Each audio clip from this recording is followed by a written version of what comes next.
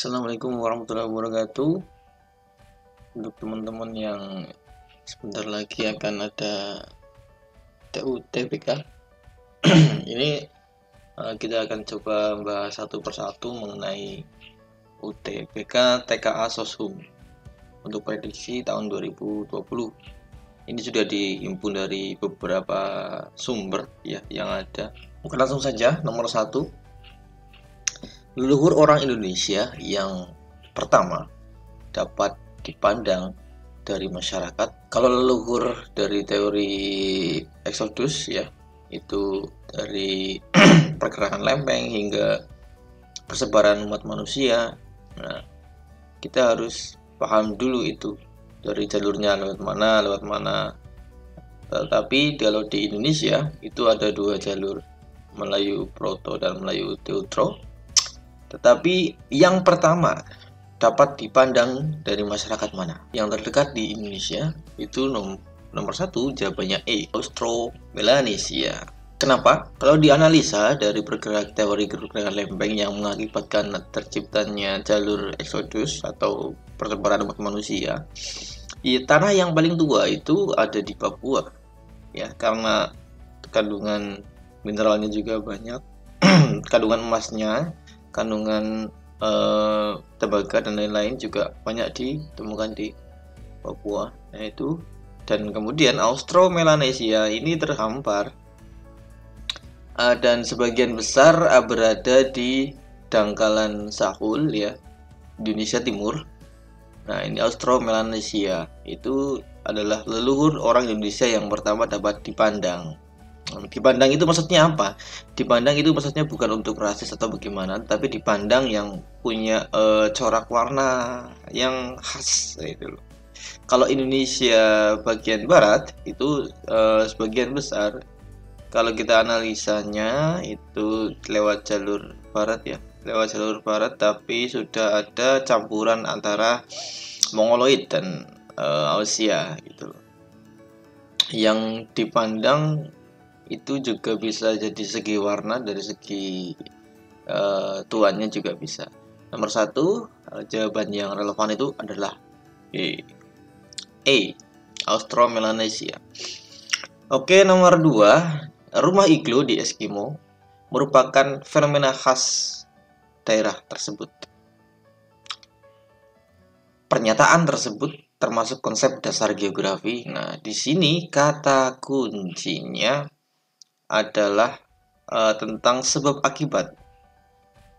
Kenapa orang Eskimo membentuk rumahnya itu seperti rumah iglo ya, yang kayak rumah penguin itu. Nah, itu. Kenapa?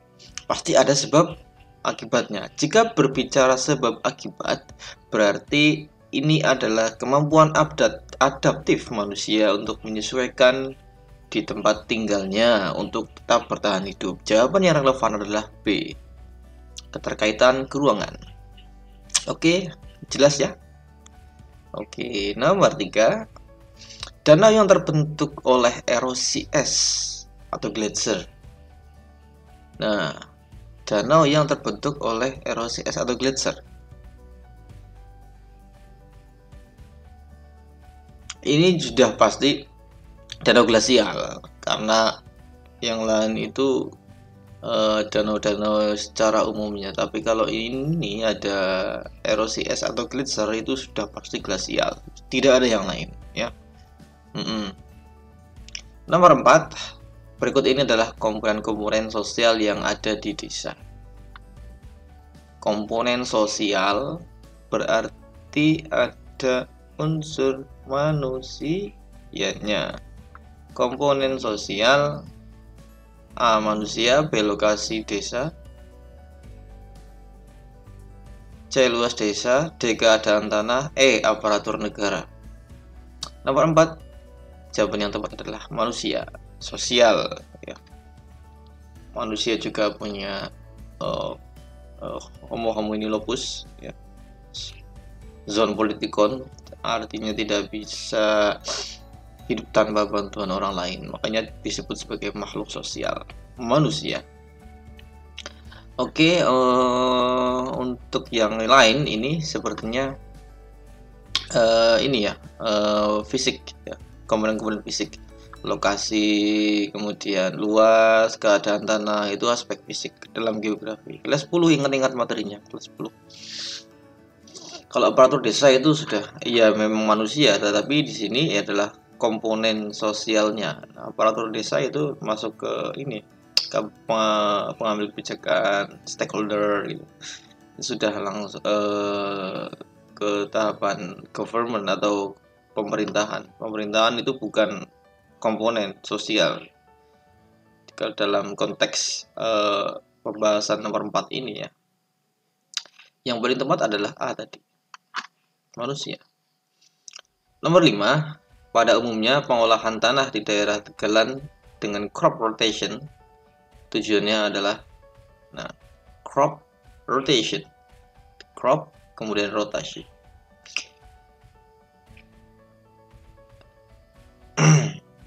Kalau menguburkan tanah tidak relevan,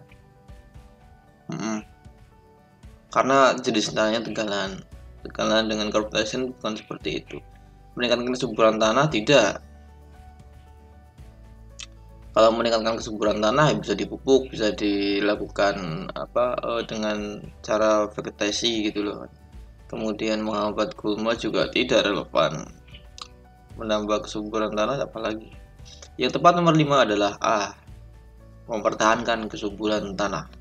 Jadi kandungan unsur haranya itu tidak terurai, makanya di crop rotation dengan cara bergantian, dengan silih berganti.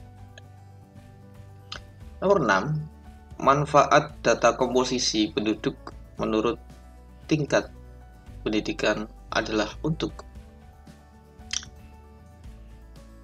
ini untuk proyeksi perihal demografi ya, demografi kelas 11 ini, materi kelas 11. Data komposisi penduduk itu bisa untuk memproyeksikan pembangunan, bisa untuk merencanakan kebijakan dan lain-lain.